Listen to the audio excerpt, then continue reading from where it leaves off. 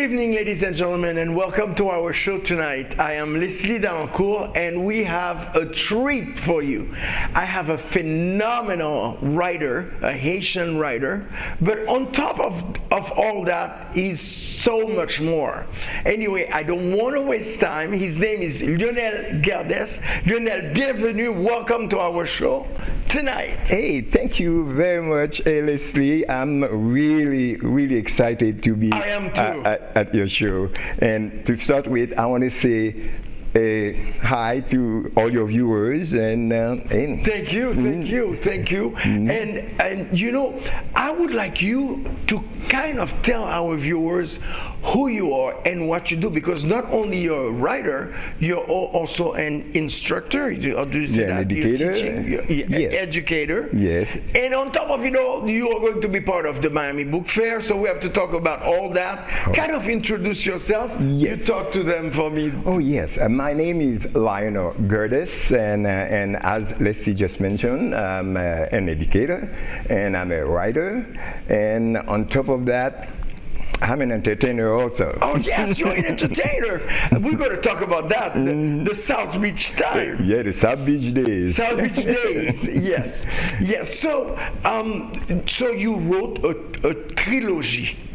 Yes. Would you kind of tell our viewers what is a trilogy? The trilogy book I wrote, it has a whole beginning to it. First, I went through writer blocks that lasted nearly 45 years. I used to be a writer, a journalist back in the days yes, of... I see that Dieudonné Fardin. Dieudonné Fardin. I used to be part of the young Petit Samedi Soir generation. Tell me about that. Tell me about that in Haiti. Back in those days, you have people, writers and journalists like Daniela Ferrière, Pierre-André Cliton, Gasner Raymond, qu'on a perdu.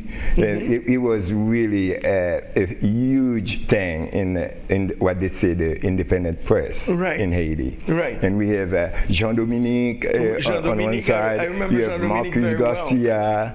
It was really quite a coordination between the radio independent press and then the written press.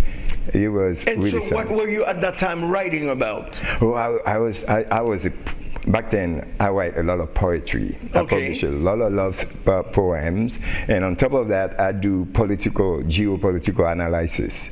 Whoa. I had that what I would Under say that the Duvalier? Yes, but I use a pseudonyme, a prête-nom, comme on dit. Ok, un prête-nom.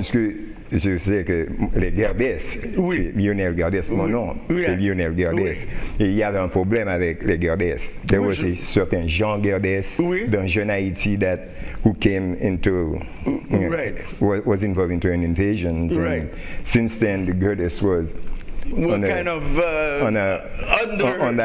that list, you know. So I had to do a thing with my last name, Guerdes. I turned Guerdes into Dégère and Lionel into Léonie Dégère. That was the prête-nom que j'ai utilisé avec c'est magnifique ça, le Petit Samedi Soir. Donc c'était beaucoup plus la poésie à cette époque. Et puis des essais politiques. Political essays and stuff like that. What gave you the bug to start writing? I mean, because to write poems and to write for the Petit Samedi Soir and all that. It was something, you know, in Haiti, when you grew up, I'm going to probably tell you about that. I was very repressed growing up. Right. You told me that you grew up in Lekai. In Lekai. And tell me a little bit about that. The way I was an adoptee, and you know, in Haiti, adoptee don't have the same treatment as the Timoun Andan. Right. An adoptee is a Timoun Deo. I never heard of that. Yeah. Either you born with one parent, or you get adopted by two of your parents. By a family. So yes. Okay. And even though they tried the best they could not help it. It's just c'est Timoun Deo, c'est Timoun Deo. They don't consider you as their children. But I always felt that they could not give me the emotional, the love and emotion that you need. Yes. Yeah, yes. that a mother or a father would give you. Yeah. And so how did that affect you as you were growing up in Haiti at that time? Oh, it certainly gives you a sense of you don't feel that you belong, you don't feel that you love. It creates a lot of really inside feeling, emotional thing that could really destroy your sense of identity. But for some reason, I spent a lot of time reading books, lots of time into a world of fantasy. Into your own world. Yes. Yes. That helps a lot. And that's why I always say that I spend more time in the book than on the street of Haiti. Which is fantastic for you, because you could have become a vagabond. Oui, big time. And that's why even after all these years, I can be taken to the cleaner just like that, because I don't know the street like I should. Yeah. So you were living okay, and then you went to Port-au-Prince? And things got really bad in Okai. That's when we got, that's the time that things got bad is when the Jeune Haiti made an invasions around the Jeremy area, and there was the Guerdes that was involved. Right. And Askel Benjamin back then, the commander-in-chief of Lekai, they plotted something, and they get the Guerdes into a lot of trouble. Yeah. They got arrested and all that stuff. Yeah, and that's so when you had to flee Lekai. That's when we went and then go to Port-au-Prince. Hiding into Port-au-Prince. Port-au-Prince is much bigger, larger. While in Lekais, people know where you are. Your address. Everybody knows. Everybody knows everything. You cannot get away from being harassed. They'll find you. In Port-au-Prince, we feel safer. Even then, in Port-au-Prince, things got bad. Right. And so then, did you feel lost when you got into Port-au-Prince? Of course, because I'm a provincial. And I enjoy Lekai despite all the other issues of emotional detachment from my parents. But I love living Lekai. Also in your own world. Yeah, that's true. And that's why my book Lekai, the first trilogy. Yes, let's talk about that Lekai. It's a labor of love in the sense that I talk about the good stuff, and I also talk about the bad stuff. It's always as a writer, you have to say how you feel. But you know, I grew up in Port-au-Prince, and I know that the people that were from Lekai were very attached to Lekai. You know what I mean? The people that were from Jeremy, my mother was from Jeremy, but unfortunately she died when I was too young, so I didn't get to know Jeremy. But I had friends that were from Lekai, from Jacmel, and Lekai is a beautiful city. Even the countryside of Lekai. Yes, I wrote a lot about the countryside, even in my poetry. So in that book, do you describe how your youth went? Yes, and I describe everything. As a matter of fact, when you're reading Lekai, I put you right in the Lekais of the 1950s and the 1960s. Wow. And the way I describe the street, the houses, the cathedral, the churches, and the square. People say, oh my, you make me. If I didn't know Lekai, now I know Lekai. That's great. The Lekais of the 1950s and 60s. That's fantastic. That's fantastic that you were able to relive and then also transmit it now to other people to feel what you were feeling at that moment. Yeah, because back then there was a vivre ensemble in Lekais, because all the families, they know each other. It's just like one big neighborhood. Yeah, they mix, even to the one with the more money or with the less money. It's like the middle class, the upper class, they kind of mingle. And on Sunday, everybody goes to the church, and then they go to the beach, or they go to the mountain a little bit, kind of. Yeah, and they all related in one form or in another. Most Haitians are related. Yeah. You know, by definition, right? Or genetically speaking. Genetically speaking, parce que you know the fathers also have kids en dehors and so on and so forth. But we're not going to go there. Yeah. So tell me a little bit more about what made you Lekai be your first book? Because you wanted to start by the beginning. Yeah. It's to follow the trilogy order. Lekai's the first 10 years of my life as a child. And then when things got bad, we went into Port-au-Prince, right. And I spent another 10 years or so, and then things got really bad. Really bad. Yeah, tell me about that. Yeah, in the sense that when my parents left, they left when they left Lekai, most of their property, everything, businesses, they left them in the hands of their family, and in the hand of associates. But guess what? When you're not on the ground, that's it. They tell you stories. That's it. Before you know it, the money that we were expecting to come to us never came. Yeah, not only but start dwindling down. Yeah, and after that, they told you that the business belonged to them. Yeah. Oh, of course. And I even had some suspicions that some of the reason that we had to run out of Lekai, maybe some of my father's associates might have been plotting with the Makut. Oh, that's a good movie. Yeah, that's a good movie. We have everything in my trilogy. Oh my God, that's a good book. You have love, you struggle. I even have a scene where Tonton Makut come to our boutique in Lekai, and you give things you give things, and they pay when they get paid. Right.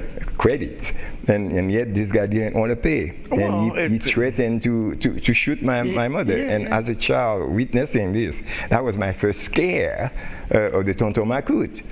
When I see the way this guy was. Yeah, incredible.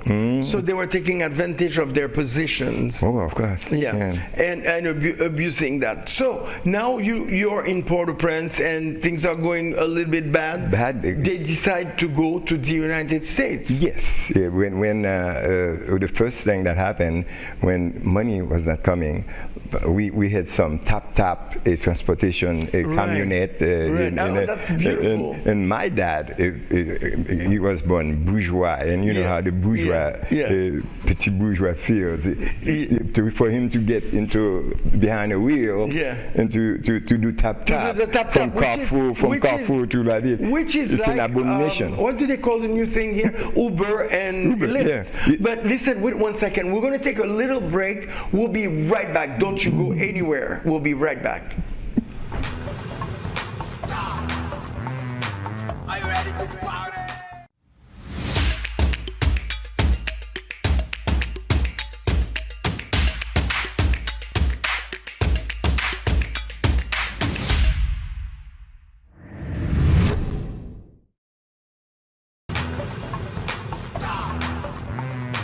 Are you ready to party?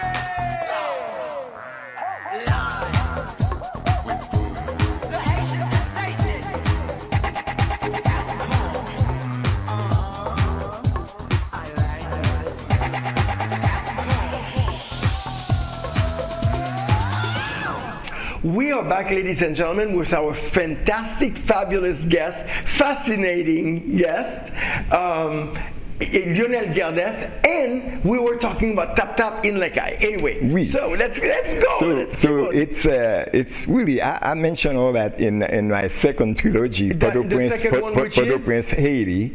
The second trilogy, which is what's the name? Port-au-Prince, Haiti. Dynasty. Duvalier's Pax Haitiana Dynasty, and my coming of age in the time of Compas Direct and Mini Jazz.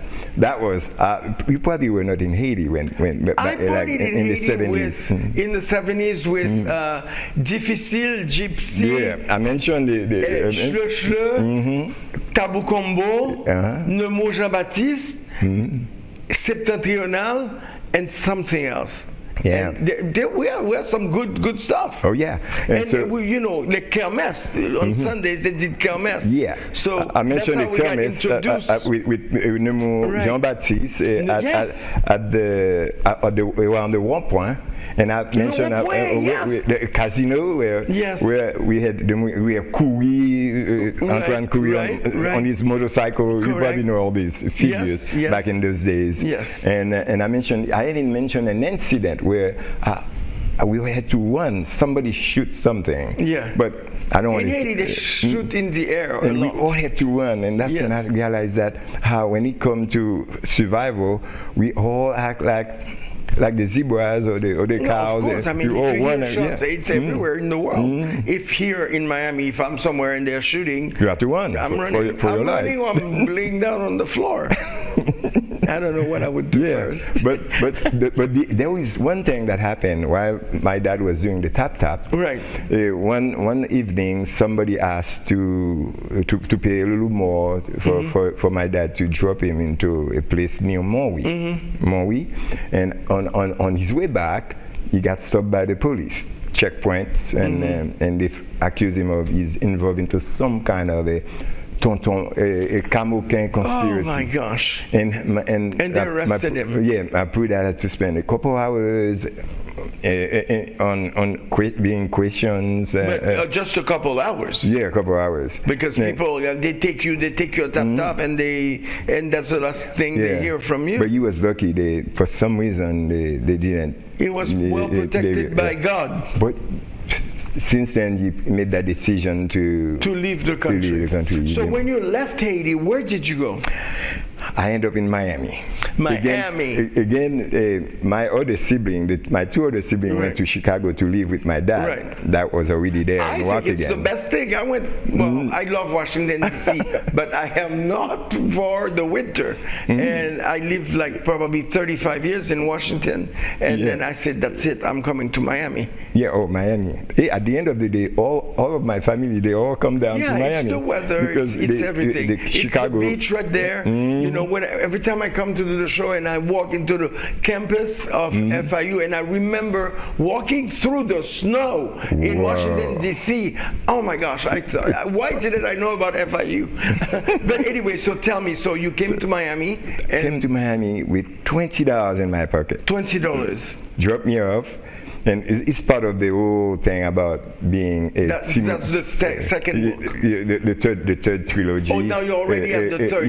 Yeah, the Miami, Florida. Okay, so that's when, yes. And when I first arrived, and of course by the time I'm done spending money on taxi and get into the place where I'm supposed to stay, I only had $10 in my pocket. I buy ice cream for the kids, you know, all that stuff. And then the $10 I had, I sent it back to Haiti. It never got there. Oh. You know how it is. How did you send it? Oh, to an envelope and posted it and all that. But I mean, they see that there is dollars in there. Oh, of course, $10 at that time was what? How many lots goods? of money. 100 goods. Oh, it was probably a better rate of exchange back then. Now it's a disaster. I remember a dollar was 5 gourds when I left Haiti. Yeah, we're back in the days. So $10 was 50. It's still $50. I'm not good at math. but I didn't go to school. But I went to some really serious changes in your life. Oh yeah, because at the end of, even though I was what we call not emotionally disturbed because from my parents, but I always had a roof over my head. I always have.